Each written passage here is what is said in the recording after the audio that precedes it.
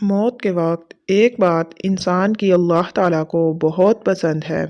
حضور نبی کریم صلی اللہ علیہ وآلہ وسلم نے فرمایا کہ جو انسان مرنے سے چند سیکنڈ پہلے یہ کام کر لیتا ہے وہ انسان اللہ تعالیٰ کا محبوب ترین بندہ بن جاتا ہے۔ وہ کام یہ ہے: بسم اللہ الرحمن الرحیم۔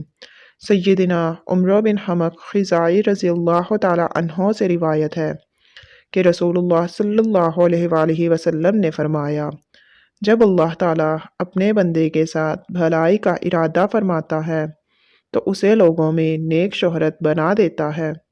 کسی نے کہا کہ نیک شہرت کیسے عطا کرتا ہے؟ آپ صلی اللہ علیہ وآلہ وسلم نے فرمایا، وہ اس طرح کہ اس کے لیے اس کی موت سے قبل نیک اعمال آسان کر دیتا ہے، حتیٰ کہ اس کے آس پاس والے اس سے خوش ہو جاتے ہیں، اور اس طرح وہ نیک نامی میں شہرت یافتہ ہو جاتا ہے۔ ناظرین کرام، اللہ تعالیٰ قرآن مجید میں فرما رہا ہے، ہر نفس کو موت کا مزہ چکھنا ہے۔ دنیا کی حقیقت انسان کے لیے ایک امتحان گاہ کی سی ہے۔ ہر انسان کو اپنے اعمال کے مطابق اس کا نتیجہ اچھا یا برا ملے گا۔ پھر انسان اپنی موت کو کیوں بھلا بیٹھا ہے؟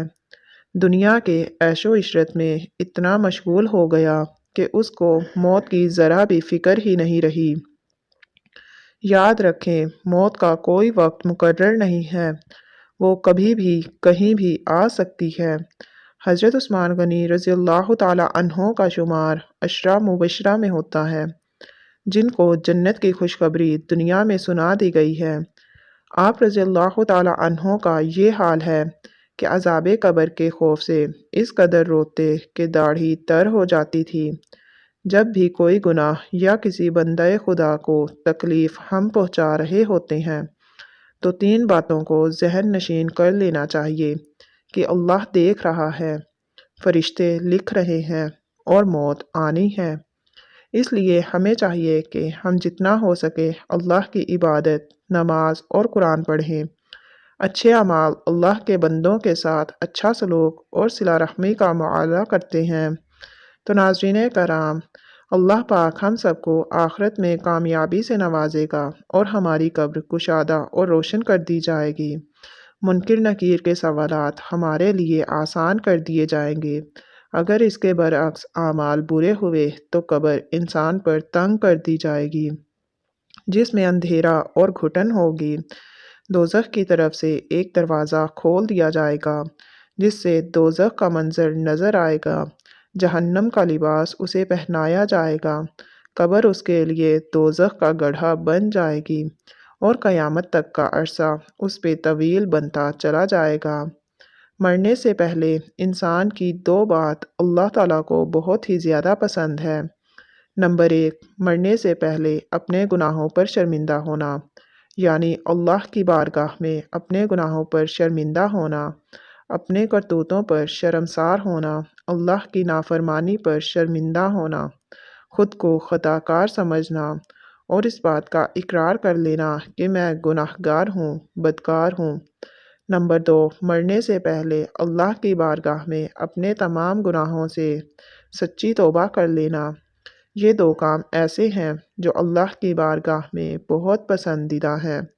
یہ دو عمل اللہ تعالیٰ کو اتنے زیادہ پسند ہیں، بندے اپنے گناہوں سے باز آ جائیں اور اپنے کیے ہوئے پر نادم شرمندہ ہوں، اور گناہ سے توبہ اس وجہ سے ہو کہ وہ گناہ ہے، اس لیے نہ ہو کہ اس میں کوئی جانی اور مالی نقصان ہے، اور یہ عزم اور ارادہ کرے کہ حتی المقدور دوبارہ یہ گناہ نہیں کرے گا۔ توبہ کے لیے کچھ شرطیں بھی ہیں۔ اگر توبہ کرنے والا ان شرطوں کو ملحوظ رکھ کر توبہ کرتا ہے تو امید ہے کہ وہ توبہ اس کے لیے مفید اور نافع ہوگی۔ اگر توبہ کرنے والا ان شرائط کا لحاظ نہیں کرتا ہے تو ممکن ہے کہ وہ توبہ مفید اور ثمر آور نہ ہو۔ توبہ کی قبولیت کے لیے کتابوں میں متعدد شرطیں مذکور ہیں، مگر اس حوالے سے حضرت علی رضی اللہ تعالیٰ عنہ نے جو 6 شرطیں بیان کی ہیں وہ نہایت ہی جامع ہیں اور سب کے نزدیک مسلم ہیں۔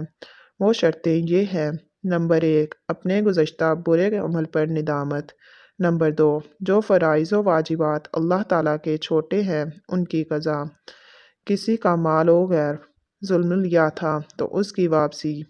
نمبر 4، کسی کو ہاتھ یا زبان سے ستایا اور تکلیف پہنچائی تھی تو اس سے معافی۔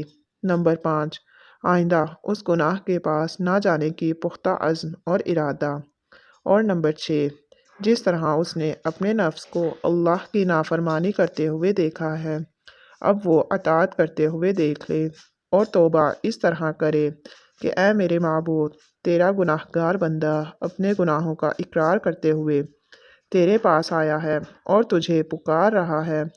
اگر تو مجھے معاف کر دے گا تو معاف کرنا ہی تیری شان ہے، اور اگر تو مجھے دھتکار دے گا تو تیرے سوا کون ہے جو مجھ پر رحم کرے گا۔ اے گناہوں کے بوجھ تلے دبے ہوئے انسان، اے تکبر کے میدان میں اپنی غفلت کی باغیں کھلی چھوڑ دینے والے، اے خواہش نفس کے ہاتھوں اندھا، بہرا، بدبخت، نامراد اور بیمار ہو جانے والے، اے مالک کو للکارنے والے، اے آقا کی پکڑ سے بے خوف ہو کر اس کی نافرمانی کرنے والے، اپنی خطاؤں سے توبہ کر اور اپنے آقا سے معافی مانگ۔ آخر میں اللہ تعالیٰ سے دعا ہے کہ ہم سب مسلمانوں کو کہنے سننے سے زیادہ عمل کرنے کی توفیق عطا فرمائے، آمین۔ تو ناظرین کرام، اس طرح کی مزید ویڈیوز دیکھنے کے لیے من دین آفیشیل چینل کو سبسکرائب کر دیجئے اور ویڈیو کو لائک کر کے اپنے پیاروں کے ساتھ شیئر کر دیجئے۔ کمنٹ سیکشن میں اللہ تعالیٰ کے 99 ناموں میں سے کوئی پیارا سا نام ضرور کمنٹ کیجئے گا۔ اللہ پاک ہم سب کا حامی و ناصر ہو۔